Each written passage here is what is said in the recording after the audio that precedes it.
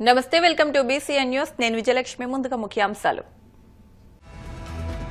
DSC అభ్యర్థుల కోసం ఉచిత శిక్షణ కేంద్రం త్వరలో ప్రారంభిస్తామన్న మంత్రి నిమ్మల రామానాయుడు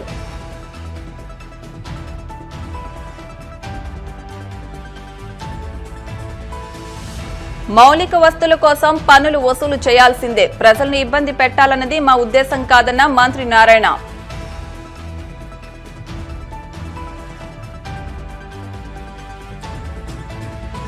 మంత్రి సీజ్ చేసిన బియ్యం కాకినాడ పోర్టుకు ఎలా వచ్చాయి ప్రభుత్వం సమాధానం చెప్పాలన్న మాజీ మంత్రి కన్నబాబు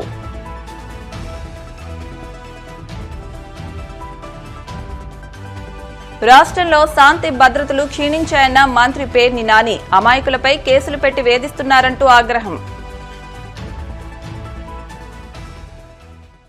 రాష్ట్రంలో ఎన్డీఏ ప్రభుత్వం ప్రతిష్టాత్మకంగా నిర్వహించబోయే డిఎస్సి పరీక్షలకు హాజరయ్యే పాలకొల్లు నియోజకవర్గంలోని నిరుద్యోగ యువతీ యువకులకు ధర్మారావు ఫౌండేషన్ మంచి అవకాశం కల్పిస్తోందని మంత్రి నిమ్మల రామానాయుడు పేర్కొన్నారు. ఉచిత శిక్షణ విజయవంతమయ్యేలా ప్రతిభావంతులైన ఉపాధ్యాయులతో సమీక్షా సమావేశం నిర్వహించారు. ఈ సమావేశంలో మంత్రి మాట్లాడుతూ ఉపాధ్యాయులు ఇచ్చిన మంచి సూచనలతో నిరుద్యోగ యువతకు మేలు జరిగేలా త్వరలో శిక్షణ కార్యక్రమాన్ని ప్రారంభించనున్నట్టు తెలిపారు. ధర్మారావు ఫౌండేషన్ ద్వారా అనేక సేవా కార్యక్రమాలు నిర్వహిస్తున్నట్టు తెలిపారు. నిరుద్యోగ యువత కోసం ఇటువంటి శిక్షణ కార్యక్రమాన్ని నిర్వహించాలని కొందరు వచ్చి కోరినందున ఏర్పాటు చేసినట్టు తెలిపారు. పెద్ద ఎత్తున స్పందన రావడంతో తమలో మరింత బాధ్యత పెరిగిందని త్వరలోనే కోచింగ్ సెంటర్ ప్రారంభిస్తామని తెలిపారు. డిఎస్సికి సంబంధించి చాలామంది స్టూడెంట్స్ కూడా నన్ను కూడా రిక్వెస్ట్ చేయడం జరిగింది. మీరు ఎన్నో కార్యక్రమాలు చేస్తూ ఉన్నారు, ఫౌండేషన్ ద్వారా ఎన్నో సర్వీస్ సేవా కార్యక్రమాలు చేస్తూ ఉన్నారు. మేము ఏదైనా కోచింగ్కి వెళ్ళి తీసుకుందామంటే చాలా వరకు మేము పార్ట్ టైమ్గా స్కూల్స్లో కానీ లేదా ఇతరత్ర కొంచెం మా ఎడ్యుకేషన్ను కంప్లీట్ అయిన తర్వాత గ్యాప్ ఉండడం వల్ల ఇంట్లో ఏదైతే ఫ్యామిలీకి సపోర్ట్ ఉండడం కోసం ఏదో పార్ట్ టైమ్స్ జాబ్స్ చేసుకుంటూ ఉన్నాం. మరి ఎటువంటి పరిస్థితుల్లో మళ్ళీ 4-5 మంత్స్ బయటికి వెళ్ళి ఉండాలంటే కొంచెం ఇబ్బందికరమైన పరిస్థితి ఉంది.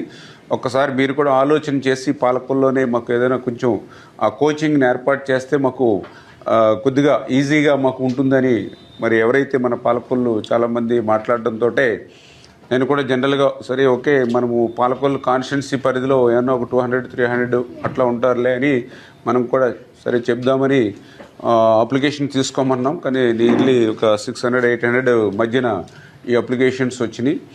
సరే మనము కార్యక్రమాన్ని తీసుకున్నప్పుడు ఫౌండేషన్ యాక్టివిటీస్ కూడా మనం కాన్స్టిట్యున్సీ పరిధిలోనే మనం చేస్తూ ఉన్నాం కాబట్టి ఆ పరిధిలోనే ఈ యొక్క డిఎస్సి కోచింగ్ కూడా తీసుకుందామని అనుకున్నాం. దానిలో భాగంగానే ఈ యొక్క ఆంధ్రప్రదేశ్ రాష్ట్రంలో ఏదైతే ప్రగతి మన నిన్న కూడా మేము కూడా పర్సనల్గా కూడా నేను కూడా వెళ్ళి విజిట్ చేయడం జరిగింది. ఎందుకంటే మనం చేసేటువంటి కార్యక్రమం మళ్ళీ సక్సెస్ అవ్వాలి. ఎందుకంటే మీకు కూడా తెలుసు, మేము కూడా రాజకీయాల్లోకి వచ్చింది సర్వీస్ ఓరియంటెడ్తో వచ్చినటువంటి వ్యక్తులం. 2005 నుంచి కూడా మన సేవా కార్యక్రమాలు ఎమ్మెల్యే కాకముందు నుంచి కూడా మనం చేస్తూ ఉన్నాం. మనం ఏ కార్యక్రమం చేసినా కూడా సక్సెస్ఫుల్గానే మరి ఆ కార్యక్రమం చేస్తాం అనే విషయం. కోచింగ్లో ఎట్లా సక్సెస్ అవుతున్నారు యవనగడ్డ అని చెప్పి నేను కూడా పర్సనల్గా వెళ్ళి విజిట్ చేసి నేను కూడా 2-3 అవర్స్ అక్కడ స్పెండ్ చేయడం జరిగింది. ఏదైతే ఆ ప్రగతి కోచింగ్ ఏదైతే ఉందో వాళ్ళు ఆల్రెడీ బాగా ఎస్టాబ్లిష్డ్, ఇందులో బాగా 90% జాబ్స్ వాళ్ళే రీచ్ అవుతున్నటువంటి పరిస్థితి ఉంది. కాబట్టి వాళ్ళకి సంబంధించినటువంటి స్టడీ మెటీరియల్ కానీ వాళ్ళు ఏ రకంగా పిల్లలకి గైడ్ చేస్తూ ఉన్నారు, కోచింగ్ ఇస్తూ ఉన్నారు అనేటువంటిది కూడా వాళ్ళ ద్వారా మనం తీసుకోగలిగితే బాగా ఉపయోగకరంగా ఉంటుందనే ఉద్దేశంతో వాళ్ళని కూడా హెల్ప్ చేయమని అడిగాం. వాళ్ళు కూడా దానికి అంగీకరించి ఏదైతే మనం స్టార్ట్ చేస్తే పూర్ణ గారు కూడా వచ్చి ఆయన కూడా వీక్లీ వన్స్ అవసరం అయితే వచ్చి మనకి ఎట్లా నడుస్తూ ఉంది, ఇంకా ఏమన్నా మనం ఇంకా అడిషనల్గా ఏమన్నా యాడ్ చేసుకోవాలా లేకపోతే మనకు సజెషన్స్ ఇవన్నీ కూడా ఆయన కూడా ఇచ్చి ఎప్పటికప్పుడు డిఎస్సిని సక్సెస్ఫుల్గా అంటే మన అవనిగడ్డ ప్రగతిలో ఏ రకంగా అయితే మరి కోచింగ్ జరుగుతుందో అదేవిధంగా మీకు జరిగేటువంటి విధంగా మీకు మరింత మంచి పేరు వచ్చేటువంటి విధంగా చేసేటువంటి బాధ్యత నాదని చెప్పి ఆయన పూర్ణ గారు కూడా మనకి చెప్పడం జరిగింది. మౌలిక వస్తువులు సమకూరాలంటే పన్నుల వసూలు ముఖ్యమని మంత్రి నారాయణ వ్యాఖ్యానించారు. నెల్లూరు మున్సిపల్ కార్పొరేషన్లో అధికారులతో మంత్రి నారాయణ సమీక్షా సమావేశం నిర్వహించారు. ఈ సందర్భంగా మంత్రి నారాయణ కీలక ఆదేశాలు జారీ చేశారు. ప్రజలను ఇబ్బంది పెట్టడం ప్రభుత్వం ఉద్దేశం కాదని, అభివృద్ధి కోసమే పన్నులు వసూలు చేస్తున్నట్టు తెలిపారు. సకాలంలో పన్నులు చెల్లించుకుంటే చట్టపరంగా ముందుకు వెళ్తామని హెచ్చరించారు. ప్రతి శుక్రవారం ప్రత్యేక డ్రైవ్ నిర్వహించి పెండింగ్లో ఉన్న బిల్డింగ్ అనుమతులు పరిష్కరిస్తామని తెలిపారు. నగరంలో 90 సీసీ కెమెరాలు ఏర్పాటు చేశామని, త్వరలో మరో 100 సీసీ కెమెరాలు ఏర్పాటు చేస్తామని మంత్రి నారాయణ వెల్లడించారు. కార్పొరేషన్లో అధికారులతో రివ్యూ జరిగింది. దాదాపు ఎవ్రీ 5 days ఆర్ 10 daysకి ఒకసారి నేను నెల్లూరు వస్తున్నాను. వచ్చినప్పుడల్లా ఒక 2 to 3 hours అధికారులతో చాలా డీప్గా రివ్యూ చేస్తున్నాను. ఎందుకంటే ఖజానా లేని రాష్ట్రం అయింది. మున్సిపాలిటీస్కి వచ్చిన అంటే ప్రజలు కట్టిన ఇంటి పన్నులు కానీ, వాటర్ ఛార్జెస్ కానీ, బిల్డింగ్ అప్రూవల్ ఛార్జెస్ కానీ, లేఅవుట్ ఛార్జెస్ కానీ ఇవన్నీ సిఎఫ్ఎంఎస్ ద్వారా మిగతా వాటికి డైవర్ట్ చేసేసింది కదా ప్రభుత్వం.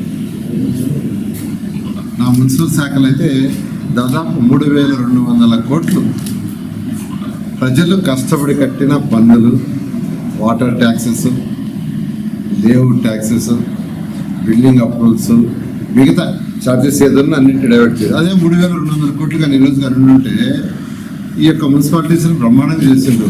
అందువల్ల రిక్వెస్ట్ చేసేది ఏంటంటే చట్టపరం అంటే ఏంది, సీజ్ చేయటం, పర్మిషన్ లాంటి పాల్గొట్టడం ఇచ్చాల్సి వస్తుంది. ఆ పరిస్థితి వద్దని ప్రజలందరినీ నేను రిక్వెస్ట్ చేస్తాను. రాష్ట్ర ప్రజలందరూ కూడా నేను అదే అధికారులు చెప్పాను, ఎవరిని ఇబ్బంది పెట్టద్దు, ఏ పేదవాడిని కూడా ఇబ్బంది పెట్టద్దు, ప్రతి పేదవాడిని కూడా ఇబ్బంది పెట్టద్దు. పెద్ద వాళ్ళైనా వాళ్ళకి టైం ఇవ్వండి, 1 వారం 10 రోజులు ఇవ్వండి, చెప్పండి, పోయి కౌన్సిల్ చేయండి. 3 మంది వార్డు సెక్రటరీస్ ఉన్నారు, వాళ్ళని పంపించండి, టౌన్ ప్లానింగ్ కూడా పంపించండి. అవసరత కమిషన్ గారు మీరేమో ఎడ్యుకేట్ చేయమంటున్నారు, మీరేమో ఎడ్యుకేట్ చేయండి. లేదు అవసరమైతే నేను వస్తాను మినిస్టర్గా, ఎడ్యుకేట్ చేస్తాం, ఎడ్యుకేట్ చేసి వాడి దగ్గర కట్టించండి. లేదు ఎంత ఎడ్యుకేట్ చేసినా ఎంత చెప్పినా ఏం లేదు, చట్ట ప్రకారం వెళ్ళండి. అల్టిమేట్గా చట్టం ఉంది, ఎవరు చట్టకే వ్యతిరేకం కాదు. అందువల్ల నేను అందరూ రిక్వెస్ట్ చేస్తున్నా, దయవుంచి అండర్ అసెస్మెంట్ ఉన్నవాడు, అసలు చేయనివాడు, మున్సిపల్ ట్యాప్స్ కూడా యాక్చువల్గా స్టడీ చేశారు. అందులో ఎన్ని వచ్చినాయి? 757 మున్సిపల్ ట్యాప్స్ చక్కగా వాడుకుంటున్నారు ఓటర్లు. దానికి ట్యాక్సీస్ ఏమీ లేకుండా చేస్తున్నారు. అందువల్ల ఇమీడియట్గా వాళ్ళందరూ కూడా మీరు అసెస్మెంట్లో రావాల్సిందిగా రిక్వెస్ట్ చేస్తున్నాను. ఇంకా ఎవరైనా అన్నిళ్ళు స్టడీ చేయమన్నారు. ఇక్కడే కదా రాష్ట్రం మొత్తం 123 మున్సిపాలిటీస్లో ఆల్రెడీ కమిషన్స్కి ఇన్స్ట్రక్షన్ ఇచ్చాను. నెల్లూరే కాదు, నెల్లూరు ఒక మోడల్. ఇక్కడ ఏం చేస్తున్నానో రాష్ట్రంలో 123 మున్సిపాలిటీస్లో ఇన్స్ట్రక్షన్స్ ఇచ్చాను. అందరూ మీరే వచ్చి వాలంటరీగా అసెస్మెంట్ చేసుకోండి. ఇక్కడ ఇంకో విషయం చెప్తున్నాను, 95% ట్యాక్స్ కడుతున్నారు, 5% ట్యాక్స్ కట్టలేదంటే ఆ 5% కూడా 95% భరిస్తున్నారు. నెల్లూరు అండ్ రాజమండ్రికి ముఖ్యమంత్రి గారు శాంక్షన్ చేశారు, దాన్ని టెండర్ పిలుస్తున్నారు. త్వరలో అవుతుంది. అయితే ప్రాజెక్ట్ టేక్అవుట్ పూర్తి చేయడానికి 1.5 year పడుతుంది, అది చేయడానికి 1.5 year పడుతుంది. ఈ విధంగా ఈరోజు అనేక విషయాలు యాక్చువల్గా మున్సిపాలిటీకి రివ్యూ చేశాం. అధికారులు కూడా బాగా యాక్టివ్ అయ్యారు, బాగా చేస్తున్నారు. వీలైనంత తొందరలో ఈ యొక్క ఫైనాన్షియల్ నుంచి కూడా కొద్దిగా ఇప్పుడు రాష్ట్రం బయటపడుతుంది.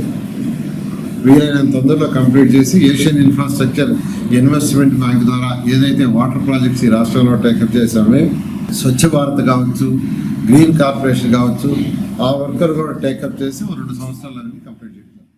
స్వయంగా మంత్రి సీజ్ చేసిన బియ్యాన్ని మళ్లీ ఎగుమతికి ఎలా అవకాశం కల్పించారో ఉప ముఖ్యమంత్రి పవన్ కళ్యాణ్ ని పోర్ట్లోకి రాకుండా అడ్డుకున్నదెవరో సీఎం చంద్రబాబే సమాధానం చెప్పాలని వైసీపీ నేత మాజీ మంత్రి కురసాల కన్నబాబు డిమాండ్ చేశారు. శనివారం సాయంత్రం కాకినాడ రూరల్ రమణయ్యపేటలోని క్యాంపు కార్యాలయంలో ఏర్పాటు చేసిన మీడియా సమావేశంలో కన్నబాబు మాట్లాడుతూ కాకినాడ పోర్టులో పవన్ కళ్యాణ్ లేవనెత్తిన ప్రశ్నలకు చంద్రబాబే జవాబివ్వాలని చెప్పారు. కాకినాడ పోర్టు ద్వారా దేశ భద్రతకు ముంపు పొంచి ఉందని అన్నారని, అదే జరిగితే కేంద్ర రాష్ట్ర ప్రభుత్వాలే బాధ్యత వహించాలని అన్నారు. రాష్ట్రంలో దాడులు చేసి మంత్రి మనోహర్ 53,000 టన్నులు సీజ్ చేశారని, అదే బియ్యం ఇప్పుడు నౌకలో రవాణా అవుతోందని, మంత్రి సీజ్ చేసిన బియ్యం నౌకలోకి ఎలా వచ్చిందని ప్రశ్నించారు. ఈ ప్రభుత్వం వచ్చి సుమారు 6 నెలలు అవుతుంది. 6 నెలల నుంచి ఈ పోర్టుకి వస్తానంటే నన్ను ఆపేస్తా ఉన్నారని సాక్షాత్ ఒక డిప్యూటీ సీఎం చెప్పారు. అసలు ఈ ప్రభుత్వం వచ్చినప్పటి నుంచి కూడా బియ్యం ఎగుమతులు కాకినాడ పోర్టులో కార్యకలాపాల మీద ప్రత్యేకమైన దృష్టి పెట్టారనే విషయం అందరికీ తెలుసు, బహిరంగం అది. అధికారంలోకి వచ్చిన సుమారు 15 రోజులు 20 రోజులకే సివిల్ సప్లైస్ మినిస్టర్గా ఉన్న నాదెండ్ల మనోహర్ గారు రావడం, ఆయన ఈ బియ్యం నిల్వల మీద స్వయంగా దాడులు చేయడం, సుమారు 53,000 54,000 టన్నుల బియ్యాన్ని సీజ్ చేయడం జరిగినట్టుగా మేము కూడా వార్తల్లో చూసాం. దానిలో సుమారు 1,400 టన్నులు పీడిఎస్ రైస్, అంటే పేదలకు ఏదైతే రేషన్ కింద ఇస్తారో ఆ రైస్ కూడా అందులో ఉన్నాయి, అవి కూడా సీజ్ చేసామని చెప్పినట్టుగా కూడా చూడడం జరిగింది. తర్వాత మళ్ళీ అడపాదడపా పోర్టులో బియ్యం ఎగుమతుల్లో అక్రమాలు నిరోధించడానికి ప్రభుత్వం చర్యలు ఏది తీసుకుంటుందనేది వార్తల్లో చూస్తూ ఉన్నాం. దానిలో భాగంగానే సివిల్ సప్లైస్ కార్పొరేషన్ నుంచి, ఆ శాఖ నుంచి చెక్ పోస్టులు పెట్టారని, సీజ్ చేసిన బియ్యాన్ని కూడా సివిల్ సప్లైస్ ఆధ్వర్యంలోనే అక్కడ నిల్వ చేశారని ఇవన్నీ కూడా మేము చూస్తున్నాం మీడియాలో. సడన్ గా మళ్ళీ నిన్న ఒక 5-6 రోజుల నుంచి అనుకుంటా మళ్ళీ ఈ వార్తలన్నీ కూడా వస్తూ ఉన్నాయి. అందులో సివిల్ సప్లైస్ కార్పొరేషన్ చైర్మన్ గా ఉన్న తోట సుధీర్ గారు కొన్ని లారీలు బియ్యం, అక్రమ బియ్యాన్ని, పీడిఎస్ బియ్యాన్ని పట్టుకున్నారని ఒక వార్తలు వచ్చినాయి. అవి కూడా తెలంగాణ నుంచి వస్తున్నాయని చెప్పినట్టుగా చూశాను. ఆ తర్వాత 4 రోజుల క్రితం అనుకుంటా, 5 రోజుల క్రితం జిల్లా కలెక్టర్ గారు షణ్మోహన్ గారు కూడా వెళ్ళి స్వయంగా ఆ షిప్ లోడ్ చేస్తున్న షిప్ని కూడా పరిశీలించి ఆయనే అక్కడ ఆ బియ్యాన్ని 640 టన్నులు రేషన్ బియ్యం ఉన్నట్టుగా సేకరించినట్టు కూడా చూశాను. చాలా ఆశ్చర్యం ఏంటంటే ఈ 640 టన్నుల బియ్యం civil supplies department already Nadendla Manohar గారి ఆధ్వర్యంలో, మంత్రి గారి ఆధ్వర్యంలో సీజ్ చేసిన బియ్యమే అని చెప్పారు. అది ఆశ్చర్యం. అంటే ఏంటి అర్థం? సివిల్ సప్లైస్ కార్పొరేషన్ అంటే ఈ రాష్ట్ర ప్రభుత్వం స్వాధీనం చేసుకున్న బియ్యాన్ని మళ్ళీ విడుదల చేస్తే మళ్ళీ అదే బియ్యాన్ని విదేశాలకి ఎగుమతి చేసే అవకాశాన్ని కూడా ప్రభుత్వం కల్పించేందుకు మార్గాలను ఇచ్చింది అని కదా అర్థం. అంటే మెయిన్ సీజ్ చేసిన బియ్యాన్ని బ్యాంక్ గ్యారంటీ ఇచ్చి రిలీజ్ చేసుకున్నారు అంటున్నారు. అంటే అర్థం ఏంటి? బ్యాంక్ గ్యారంటీ ఇచ్చి రిలీజ్ చేయడం అంటే ఒక నేరస్తుడిగో, ఒక అభియోగం ఉన్న వ్యక్తికో బెయిల్ ఇవ్వడం లాంటిది. ఒక నేరస్తుడిని లేదంటే ఒక నేరారోపణ ఉన్న వ్యక్తికి బెయిల్ ఇస్తే ఏం చెప్తారు? షరతులు ఇస్తారు బెయిల్లో. ఈయన రోజు వచ్చి పోలీస్ స్టేషన్లో సంతకం పెట్టాలనో, విదేశాలకు వెళ్ళకూడదనో షరతులు ఇస్తారు. అట్లాగే ఈ బియ్యాన్ని రిలీజ్ చేసినప్పుడు కూడా సివిల్ సప్లైస్ డిపార్ట్మెంట్ షరతులు పెట్టిందా? అది నేను అడుగుతా ఉన్నా. పెడితే ఏ షరతులు విధించారు? ఇది అక్రమ బియ్యం, పేదలకు చెందిన బియ్యాన్ని ఎగుమతి చేస్తున్నారు అన్నప్పుడు మీరు బ్యాంక్ గ్యారంటీ ద్వారా రిలీజ్ చేస్తే ఆ రిలీజ్ చేసిన బియ్యాన్ని ఎక్కడికన్నా ఎక్స్పోర్ట్ చేయడానికి ఎలా అవకాశం ఉంటుంది? మీ దగ్గరే దొంగ సొత్తు దొరికినప్పుడు మీ దగ్గర ఆపాలి కదా, ఎందుకు ఆపలేదు? ఆపకుండా అదే బియ్యాన్ని మళ్ళీ ఎక్స్పోర్ట్ చేస్తా ఉంటే మళ్ళీ వెళ్ళి అక్కడ రైడ్ చేసి పట్టుకోవడం ఏంటి? అంటే ఎక్కడ ఉంది? ఎవరి మధ్య ఈ అవగాహన ఒప్పందాలు ఉన్నాయి? అధికారులు ఏం చేస్తున్నారు? ఎక్కడ ఏ పోర్టులో లేని విధంగా మీరు అక్కడ 2 చెక్ పోస్టులు పెట్టారు. ఈ 2 చెక్ పోస్టులు కూడా సివిల్ సప్లైస్ డిపార్ట్మెంటే పెట్టింది. మరి ఈ చెక్ పోస్టులు దాటుకుని ఆ బియ్యం మళ్ళీ లోపలికి ఎలా వెళ్ళినాయి? అసలు గోడౌన్ నుంచి రిలీజ్ చేసినప్పుడు దీనికి ఉన్న షరతులు ఏంటి? ఇవన్నీ మేము అడుగుతా ఉన్నాం. అంటే పకడ్బందీగా సిస్టమ్ని రూపొందించకపోవడం వల్ల మళ్ళీ ఇది జరిగింది. ఇంకొక విచిత్రం ఏంటంటే, ఆశ్చర్యకరమైన విషయం, నేను చాలా ఆశ్చర్యపోయాను. డిప్యూటీ సీఎం గారు పవన్ కళ్యాణ్ గారు చెప్పారు, నేను వస్తానంటే నన్ను ఆపేసారు, రానివ్వలేదు. ఇంకొక విషయం కూడా చెప్పారు, నేను షిప్లోకి వెళ్తానంటే నన్ను వెళ్ళనివ్వట్లేదు అని.